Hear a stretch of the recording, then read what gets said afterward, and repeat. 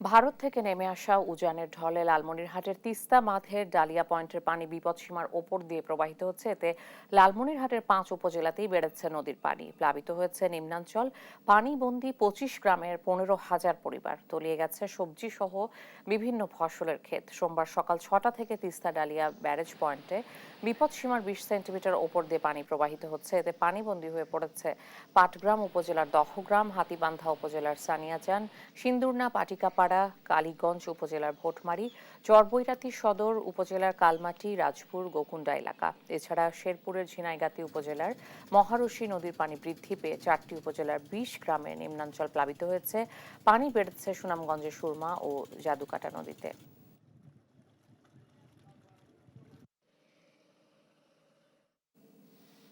ভারী বর্ষণ এবং ভারত থেকে আসা উজানের ঢলে শেরপুরে মহারশী নদীর পানি বৃদ্ধি পেয়ে 20 গ্রাম প্লাবিত হয়েছে। বিষয়ে আরো জানাতে শেরপুর থেকে সরাসরি যুক্ত হচ্ছেন সহকর্মী রফিক মজিদ। রফিক, শেরপুরের কোন কোন এলাকা বেশি প্লাবিত হয়েছে এবং সেই সঙ্গে ক্ষয়ক্ষতির পরিমাণ যদি আপনি আমাদের জানাতেন।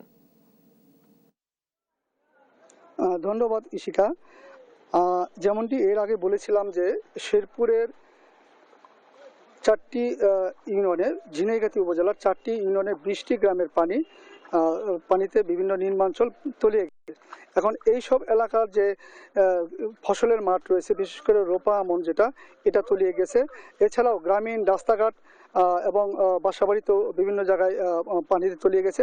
আমি এখন দাঁড়িয়ে আছি ঝিনাইগাতি সদর উপজেলার সদর ইউনিয়নের কালীনগর গ্রামে। এই আমার পেছনে যে রাস্তাটা দেখতে পাচ্ছেন, এই রাস্তাটা এই গ্রাম থেকে কালীবাড়ি গ্রামের দিকে চলে গেছে। এই রাস্তাটি প্রায় 2 কিলোমিটার রাস্তা পানিতে তলিয়ে গেছে, যে কারণে এই এলাকার মানুষ বিভিন্ন মালামাল এবং বাসাবাড়িতে যাতায়াত করার জন্য কষ্ট করে আসতে হয়েছে, কেউ কেউ নৌকা করে আসতে হচ্ছে।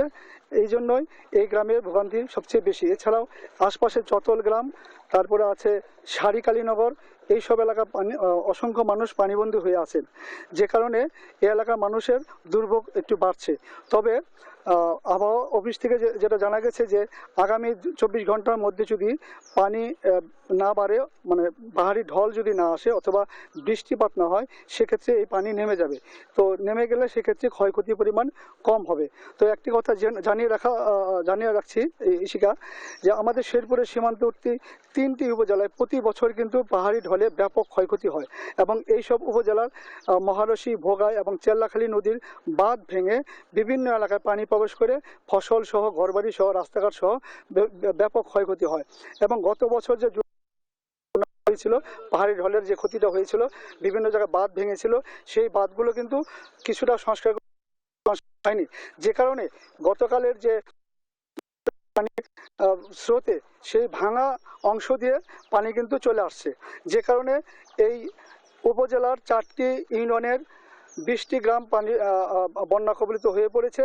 যদিও এই পানিটা নিম্নাঞ্চলে এবং নেমে যাচ্ছে, আস্তে আস্তে নেমে যাচ্ছে। তবে আসার কথা হচ্ছে যে এখানে যদি 2-1 দিনের মধ্যে পানি নেমে যায়, সেক্ষেত্রে এই এলাকায় ক্ষয়ক্ষতির পরিমাণ খুব কম হবে।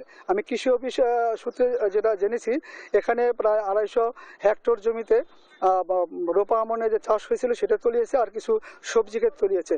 তো পানি না বাড়লে এবং আরও 2-1 দিন যদি পানির নিচে এই ফসলগুলো থাকে, সেক্ষেত্রে ফসলের কোনো ক্ষতি হবে না।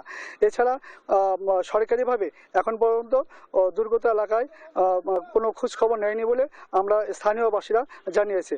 এই ছিল সর্বশেষ ইশিকা। রফিক, অনেক ধন্যবাদ আপনাকে। শেরপুর থেকে আমরা জানছিলাম সহকর্মী রফিক মজিদের কাছে কোন কোন এলাকা বেশি প্লাবিত হয়েছে, ক্ষয়ক্ষতির পরিমাণ।